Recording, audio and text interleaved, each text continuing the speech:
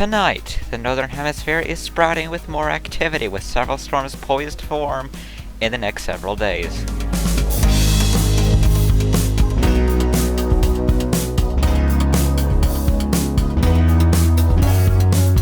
And now the latest around the wide world of tropics.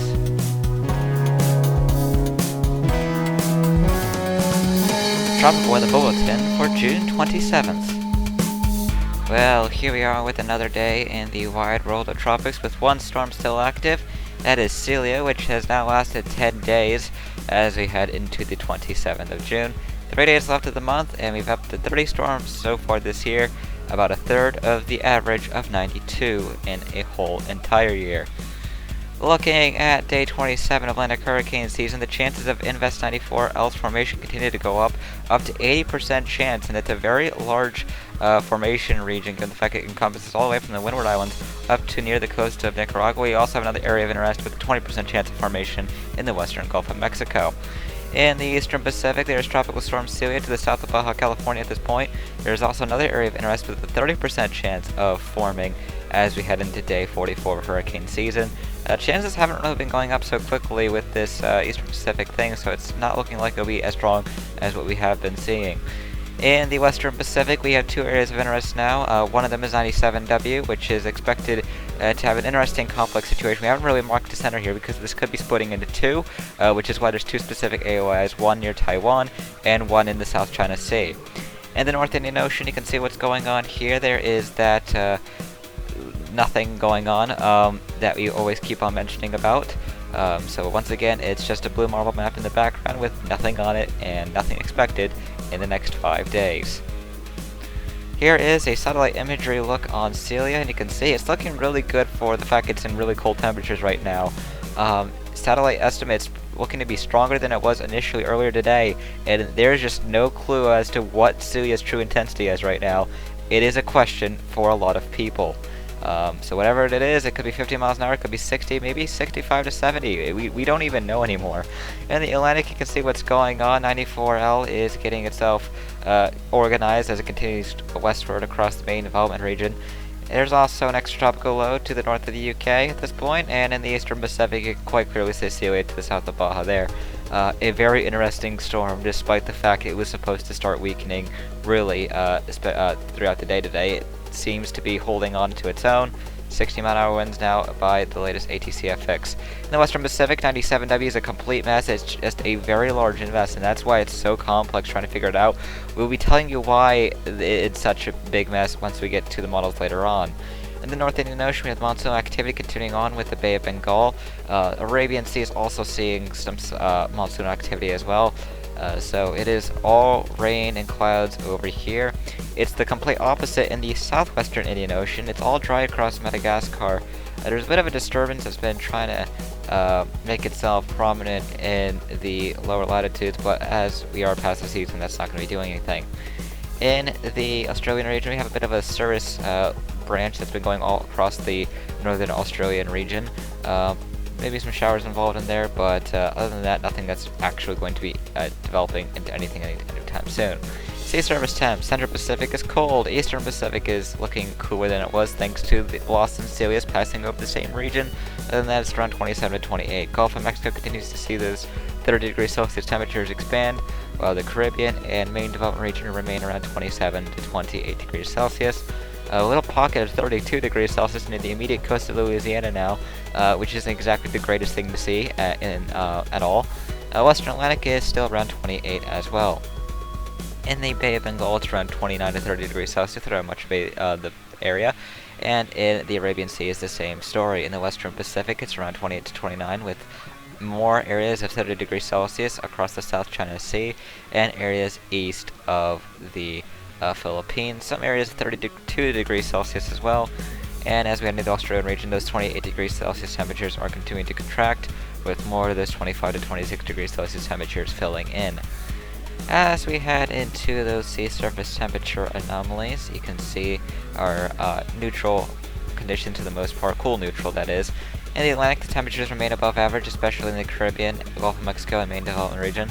East Pacific is looking below average, West Pacific is looking above average as well, especially in the South China Sea, and the North Indian Ocean is looking slightly above average at the moment here. Ocean heat content, we still have that little area in the Eastern Gulf of extremely high OHC. The Caribbean has continued to get more of that, but it does appear that 94L will be staying to the south of much of that. In the Western Pacific, we have the high ocean heat content values east of the Philippines, but in the South China Sea, those numbers are looking less. Those two areas of interest are in the lower values, thankfully. In the Eastern Pacific, the OHC isn't really looking that great at all. A lot to cover in the models tonight, so we'll get right to it. The Atlantic first. Tracking 94L, you can see what GFS from 18C Tropical Tippets Run does, and you can see that it rides the northern coast of South America before going in and just strengthening at that point. It looks like the GFS now wants a Category 2 landfall in Nicaragua, which is a bit on the aggressive side of things, as we know the GFS tends to be. But it is worth noting the GFS has been very consistent when it comes to the strength of it, keeping it in the 970s and 980s, and it's been very consistent on making sure the location has been Nicaragua each and every single time. So the Windward Islands, Trinidad and Tobago, northern Venezuela, as well as Nicaragua and even Honduras, you definitely need to be ready for this system. It will be coming in about 6 to 7 days. On top of that, we have that wave behind. You can see a low pressure system form from it and possibly become a bit of a tropical storm. You can see it survives even into the Western Atlantic, at least part of it, before eventually getting absorbed there. But of course, that's the longer range side of things. And even then, you also have that AOI in the Atlantic that we're watching, and you can see it does end up developing, it looks like, into a TD before landfall in Texas. But it looks like there's so much drier in Texas that it doesn't really do anything and doesn't really provide too much rainfall that is necessary. So that is something we're going to be watching here. But as of right now, we're not seeing much. In the Eastern Pacific, this is what we're looking at here. You can see Celia initialized a bit strong yet again. 5 millibars too strong, but we are starting to watch that secondary disturbance form in the coming days. GFS, of course, being aggressive on the timing, and still wanting a Category 1 hurricane by Friday, which will be the day 5 point. Don't see this happening to the extent it wants.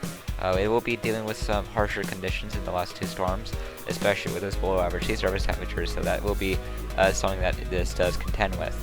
In the Western Pacific, you're going to see why we did designate that AOI, newest AOI, and the GFS continues to take 97W in and pretty much finally develop it around hour 96. It's a bit slower, but we can see it's because 97W in a way splits into two.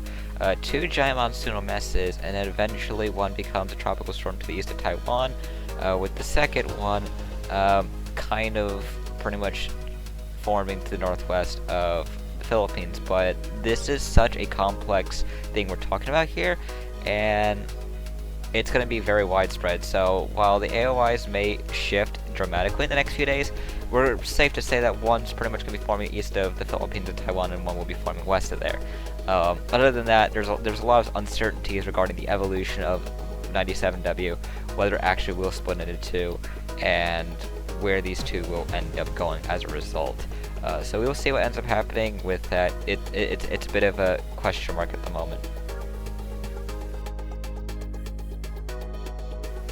In the longer range, you can see what ends up of that secondary disturbance in the Eastern Pacific. It looks like it peaks at 977 millibars before weakening. Again, you have the Nicaragua landfall, and it looks like it does end up dying out. Goes pretty far east, almost makes it to the CPAC, but does not exactly bode well, and eventually we're left with a blank slate for the Eastern Pacific, with nothing probably expected after the 4th of July. So pretty much what we're looking at is this last shot for development before the Eastern Pacific goes into a bit of a quiet period compared to what we've been dealing with here. In the Western Pacific, things continue to get interesting with the whole complex situation going on. Eventually, after stalling for quite some time, this 97W does end up becoming a typhoon, and they are still calling for Category 2 landfall on China near Hong Kong, while the other system goes off and brings some impacts to southwestern Japan, as well as the entirety of South Korea.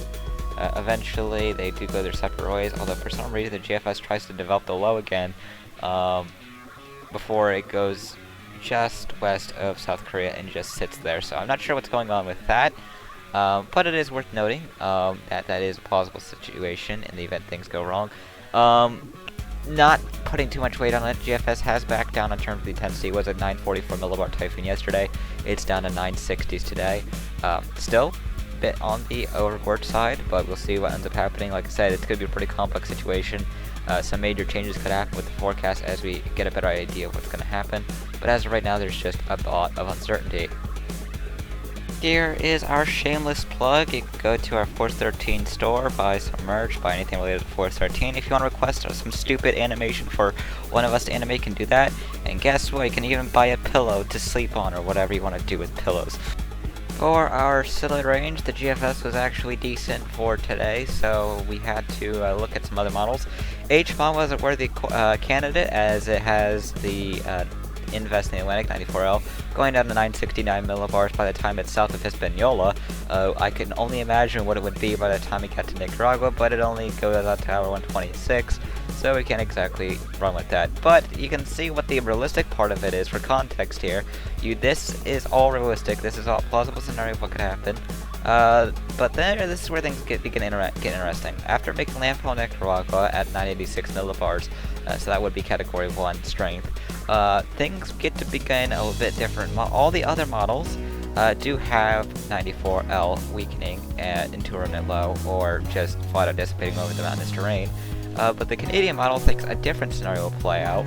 They have the low practically surviving and eventually becoming another disturbance in the Eastern Pacific. I'm not even kidding. That is the scenario that is being played out by the Canadian model. Something we haven't really seen. We haven't seen a full-on Atlantic Eastback crossover that flat out lasted quite a bit in the Eastern Pacific either, for quite some time. Of course, we had auto crossover in 2016, but it didn't really do anything. It really was done by at that point, and there was no further strengthening expected.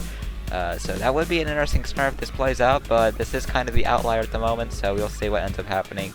Canadian's been a pretty good model, so if this does become something that is caught on by other models, we could be looking at a very, very interesting scenario. We already know 94L is not exactly the most climatological falling storm we'll be seeing this season, but it looks like we are in for some surprises in one way or another. Looking at the on this day, we had a lot going on. We had 2 Category 4s active. We had Typhoon Bobby, which was beginning to peak, and we also had Hurricane Celia. I wonder if that name seems familiar for some reason at all, especially given its current location, not too far from where it is currently at right now. We also had Typhoon Chuck, which was at Category 1 intensity, and was eventually going to be making landfall in the Hainan Peninsula. So, quite an active day with a lot of Hurricane Force systems active. And you can see the image of it. Bobby looked pretty good. You can even see the outflow from Chuck on the western end. You can find more of our Cyclone History products on Cyclone History on Twitter. With that being said, the next name of the Atlantic is Bondi, followed by Colin. In the Eastern Pacific, we're looking at for Darby and Estelle. And in the Central Pacific, while Einstein's genius could solve relativity, even he'd be stumped by the mystery of Hone. Moving on over into the Western Pacific, the next name now is Chaba, followed by Irie. And in the North Indian Ocean, the next 2 names here are Citrang, followed by Mandus. And it looks like I'll finally be something else to say in a few days if the Western Pacific situation pans out. And the Australian region, we're looking at for Darian. In the Southwestern Indian Ocean, I can only say that Lama is next name for 3 more times after tonight. And in the South Pacific, the next name is Holly. We'll be back for another Tropic with a Bulletin. Tomorrow night, it'll be either me or Ethan.